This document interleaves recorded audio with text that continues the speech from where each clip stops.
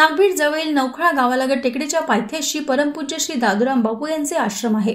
दादूराम बापू यांनी आश्रमच्या परिसरात स्वातंत्र्य दिनाच्या शुभ प्रसंगी वृक्षारोपणाचा कार्यक्रम घेऊन सर्व देशवासियांना एक संदेश दिला की पर्यावरण असंतुलित झाल्यामुळे मानवी जीवनात अनेक समस्या निर्माण झाल्या आहेत।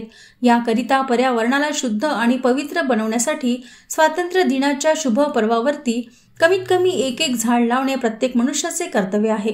देशाला स्वातंत्र्य मिळवण्यासाठी ज्या महामानवाने क्रांतिकारकाने बलिदान दिले आहे त्यांच्या बलिदानाला कधी विसरू नये। याकरिता आपल्या मुलांना भारतीय संस्कार संस्कृती शिकवण्याची जाणीव करून देणे गरजेचे आहे। त्यांच्यासाठी आपल्याला नेहमी त्यांच्याशी संवाद साधावे लागेल, त्यामुळे त्यांचे संपूर्ण जीवन पवित्र आणि मजबूत बनेल।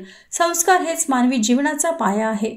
आपल्या देशाला गुलामीतून मुक्त करण्यासाठी आपल्या क्रांतिकारकांनी योद्ध्यांनी आपल्या जीवाचे बलिदान देऊन आपल्याला आझादी मिळवून दिली, हे आपण विसरून चालणार नाही। सोबत आपण याची पण माहिती आपल्या मुलांना द्यायला पाहिजे की आपलं शरीर मनाच्या बंधनात आहे आणि मनाच्या बंधनातून मुक्त होण्यासाठी भारतीय महापुरुषांना शरण जावे लागेल। मनाच्या बंधनातून मुक्त होण्याची कला आपल्याला शिकावी लागेल। असा संकल्प करून प्रत्येकाने आपले जीवन धन्य बनवण्याची गरज आहे।